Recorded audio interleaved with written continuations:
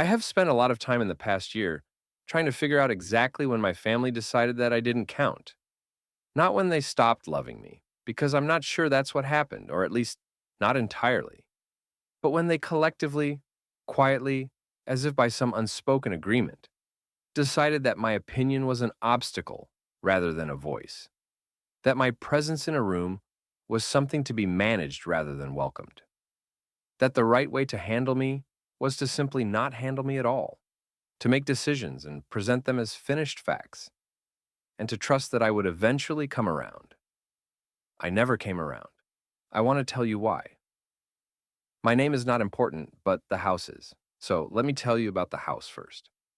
It sits on a corner lot in a neighborhood that used to be quiet and has since become desirable, which is a polite way of saying that what was once ordinary has become expensive. It is a four-bedroom colonial with a covered porch that wraps around two sides and a backyard deep enough that when I was a child it felt genuinely endless. There is an oak tree in that backyard that my father planted the year my parents moved in, which was 1978. The tree is now enormous. It takes up a significant portion of the yard, and in summer it turns the whole back of the house into shade. My mother used to sit under it every evening in a wooden chair that left two permanent dents in the grass. My father built the covered porch himself over the course of 3 summers.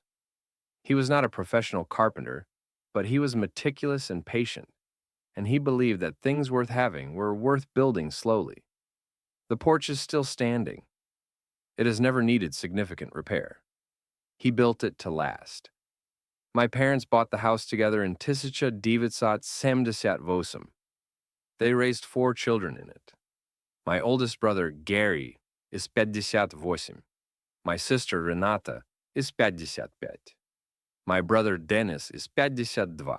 I am 49, the youngest, the one my mother called her surprise, which she always said warmly and which I always chose to take as a compliment. My father died in 2014. He was 76, and his heart had been giving him trouble for years, and when it finally stopped, it was fast, which was the one mercy in it. My mother outlived him by 9 years. She passed 14 months ago, quietly in her own bed, in the house on the corner lot with the oak tree my father had planted in 1978. I was with her when she died. I want you to know that. I was the one in the room. I had moved back into the house 3 years before her death, when it became clear that she could no longer manage alone. Gary lives in another state. Renata lives 40 minutes away but has 3 children and a husband who travels for work, and a life she describes as relentless, which I understand and do not hold against her. Dennis lives locally, but he and his wife had just had their third child when my mother's health began to decline, and the logistics were genuinely complicated. I was the one who was available. I was also, if I am being honest, the one who wanted to be there. My mother and I had always been close, in the way that youngest children sometimes are, with their parents, with a particular softness between us that didn't require explanation. I had been through a divorce 4 years earlier. I had no children. My apartment lease was ending. The timing, if you want to call it that, was almost too convenient. I moved in. I slept in my childhood bedroom for 3 years. I learned my mother's medication schedule and her sleeping patterns and the exact temperature she liked her tea. I drove her to appointments and sat in waiting rooms and spoke to doctors about things I had never expected to speak to doctors about at my age. I watched her become smaller, gradually the way people do, and I tried to be present for all of it without making her feel like a patient in her own home. She remained sharp until near the very end. I am grateful for that. We talked. We talked more in those 3 years than we perhaps had in the preceding 20. She told me things about her life that I had never known, about her own mother, about the early years of her marriage to my father, the hard years that you don't know about as a child because your parents have the decency to shield you from them, about regrets she had, specific ones, named ones, that she said she had never said aloud before. I listened to all of it. I kept all of it. About 8 months before she died, my mother told me she wanted to change her will. She had an attorney, a local man who had handled her affairs for years, and she asked me to call him and arrange a meeting. I did. I was not present for the meeting itself. She was clear that she wanted to speak with him privately, which I respected without question. What came out of that meeting, which she told me about afterward, was this. She wanted the house to go to me, not split four ways, not held in a trust, not sold with proceeds divided equally. To me specifically, with the instruction that I could do whatever I wished with it, including choosing to share any proceeds with my siblings if I decided to sell, but with no legal obligation to do so. She told me this sitting under the oak tree, in the wooden chair, on an evening in late October. She said she wanted me to have it because I was the one who had been there. She said it simply, without drama, the way she said most things. She said the others had their lives and their houses and their stability. She said you gave up 3 years, and I want you to have something real for it. I told her she didn't need to do that. She said she knew she didn't need to, which was exactly why she was doing it. I cried a little under the oak tree in the October light. She patted my hand and changed the subject. When she passed, 14 months ago, the will was executed exactly as she had described. I inherited the house outright. The estate attorney was straightforward and thorough, and within several months the deed was transferred entirely into my name. I told my siblings. I told them in the way you tell people something that might be painful, carefully, with as much gentleness as I could manage.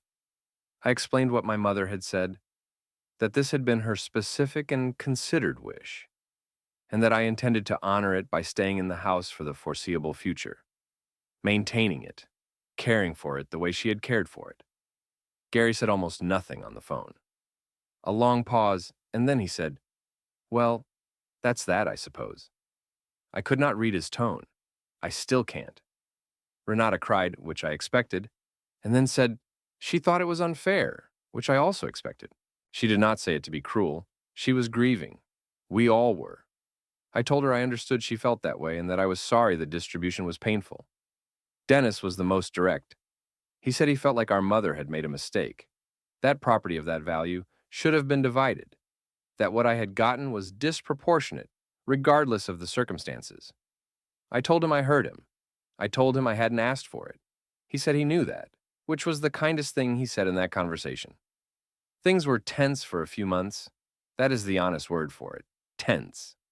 Phone calls became shorter. Group messages that had once been frequent went quiet. When we gathered for the holidays that first year, there were conversations happening in the spaces between conversations. Things being communicated in glances and silences, and the particular way someone refills their drink before answering a question. I told myself it would pass. Grief is disorienting. Inheritance disputes are almost universally ugly even when they're technically resolved. I gave everyone space. I did not push. I stayed in the house and I planted things in the garden, and I repainted the hallway a color my mother had always liked. And I tried to make peace with the complicated privilege of being the one who was left behind with something real. 8 months after the will was settled, I got a call from a number I didn't recognize. The woman on the other end identified herself as a real estate agent. She said she was following up on the listing inquiry for the property on my street and wanted to confirm a few details.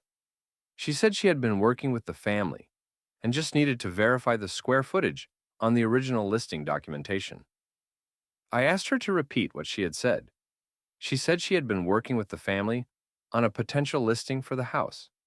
She seemed to sense immediately that something was wrong because she went very quiet after that. I asked her which family members she had spoken with. She hesitated. I told her I was the owner of the property and that whatever she had been told, she should know that. She apologized, said there must have been a miscommunication, and ended the call politely. I sat down. I want to describe what that moment felt like because it is the center of the story, and I don't want to rush past it. It felt like the floor had become briefly unreliable, like something I had been standing on with full confidence had revealed itself to be something else entirely. It wasn't anger, not yet. It was the particular vertigo of discovering that a conversation has been happening about you, at length, with outside parties without your knowledge or participation. I called Gary first. He answered on the third ring, and I told him what had just happened. He was quiet for a moment, and then he said he was going to be honest with me. He said the three of them had discussed the house and had agreed that selling it made the most practical sense. He said they had done some preliminary research on the market. including speaking to a few agents to understand what it could realistically bring. He said they had planned to present this to me as a united front and had not yet gotten around to doing so. I asked him when this planning had begun. He said a few months ago. I said, so for a few months, the three of you have been meeting, talking, and consulting real estate agents about a house that belongs to me without mentioning any of it. He said they weren't trying to exclude me. They were trying to come to me with a concrete proposal rather than a vague conversation. I said that was an interesting way to describe what had happened. He said he understood I was upset. I said I would call him back, and I ended the call. I called Renata next. She was more emotional about it. She said she hoped I would hear them out. She said the house was large and expensive to maintain and that none of us were getting younger and that having the kind of capital available to all of us would genuinely change things for her family. She said she knew it was my decision, but she wanted me to understand what it would mean to them. I noticed what she had done there.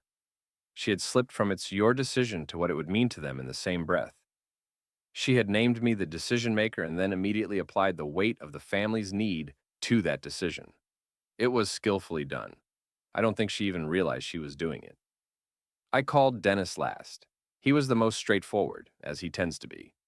He said they had talked about it and they thought I should sell. He said the market was strong and I was living alone in a 4-bedroom house, and that emotionally he understood the attachment, but practically it didn't make sense. He said whatever our mother's intentions had been, she hadn't thought through what it would mean for the rest of the family, long term. That last sentence is the one that stayed with me. She hadn't thought through what it would mean for the rest of the family. This is my mother we are talking about, a woman who was sharp and deliberate, and who sat with an attorney 8 months before her death to make her wishes legally clear. A woman who had raised 4 children in that house and knew every one of us better than we probably knew ourselves. He was saying that she hadn't thought it through.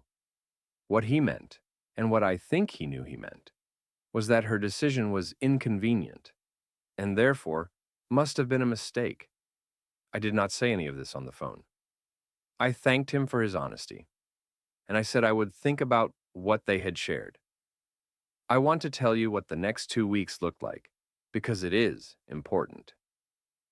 Gary called 3 times. Each call was a variation on the same structure, an acknowledgement that it was my house, followed by a presentation of reasons why selling was logical, followed by some form of emotional appeal about family unity, or practical reality, or the burden of maintaining a property alone. He was not unkind, he was methodical. He had clearly thought about the arguments and organized them, and was delivering them in what he believed was a reasonable order. Renata sent me a long email, several pages. She talked about her children's college funds and her husband's recent job instability, and the way money had been tight in ways she hadn't told anyone. She was vulnerable in the email in a way that I found both genuine and strategic. I believed her financial stress was real. I also noticed that she was presenting it to me as a reason I should make a different decision with my own asset. Those 2 things can both be true at once. Dennis came to the house. He stood in the kitchen where we had all eaten 1,000 meals, and he said reasonably that he thought we should find a way to make this work for everyone. I offered him coffee. He accepted. We sat at the kitchen table under the same light fixture my parents had chosen in Tisja Divitsat 84, and he told me what he thought a fair outcome looked like. His version of fair involved me selling the house, with proceeds split 4 ways, with an additional percentage allocated to me to account for the time I had spent caregiving. He had a number in mind. He said it with confidence, as though he had run the calculation and it was simply a matter of presenting it. I asked him who had decided that number. He said the 3 of them had discussed it. I said, so the 3 of you decided what you think my 3 years of caregiving are worth, and you arrived at a number, and you're presenting it to me as a fair offer. He said he thought it was reasonable.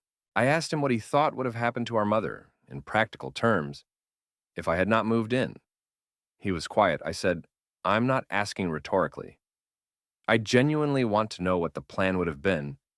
He said they would have figured something out. I asked what something looked like. He said probably a care facility of some kind. I asked him what a quality care facility would have cost per month for someone with my mother's level of need. He did not know the number off the top of his head. I did because I had looked it up once during a particularly hard week, not for any particular reason, but because I needed to understand what the alternative looked like. It would have cost more per year than what Dennis was offering me as a caregiving premium from the sale of a house I already legally owned. I said none of this out loud. I just nodded and said I would think about it. He left. I sat in the kitchen alone for a long time. The thing I kept returning to was not the money exactly. I want to be clear about that because I think it's easy to look at the story from the outside and see it as a dispute about money and miss what it was actually about. The money was the form it took, but what it was actually about was something older and harder to name. I had always been the youngest, the surprise, the one who was accommodated and loved but not always taken seriously. Gary was the oldest and the authority. Renata was the social architect, the one who organized holidays and decided how the family related to itself. Dennis was the practical one, whose opinions were treated as analysis rather than just opinion. And I was the youngest, the one who had gone through a divorce, the one without children, the one who had moved back home, the one who was in some unspoken family taxonomy, still being sorted out. I think when my mother left me the house, it disrupted something, not just financially, but structurally. It changed my position. Suddenly, I had something they wanted, and needing something from the youngest, from the one still being sorted out, was uncomfortable in ways none of them could quite articulate. And so, they had responded by making a plan, a coordinated, researched, real estate agent consulting plan, the kind you make when you've already decided on the outcome and you're just arranging the presentation. They had voted in their own way, and then they had prepared to inform me of the results. Except I was on the deed. I called an attorney, not my mother's attorney, but my own. Someone a colleague had recommended who specialized in estate and property matters. I wanted to understand precisely where I stood. I wanted no ambiguity. He was clear. The house was mine. My siblings had no legal claim, no standing to compel a sale, no recourse if I chose to keep it indefinitely. He said the only scenario in which they would have any leverage was if I chose to give it to them, which was entirely my prerogative and entirely optional. I thanked him. I paid his consultation fee. I drove home. I want to tell you about the night I made my decision because it was not a dramatic night. It was quiet. It was an ordinary Tuesday in November. I made dinner and ate it at the kitchen table. And then I sat on the covered porch my father had built over 3 summers, and I looked at the neighborhood in the dark. The streetlights were on. Someone down the block was walking a dog.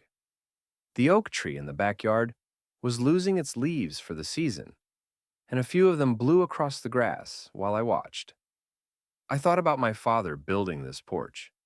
I thought about the exactness of it, the way he measured twice and cut once, and came back to it summer after summer until it was right.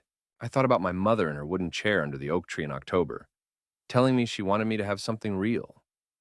I thought about the 3 years, the medication schedules and the waiting rooms and the conversations under that tree. The things she told me that she had never told anyone. The particular intimacy of being present for someone's last years, the way it marks you permanently.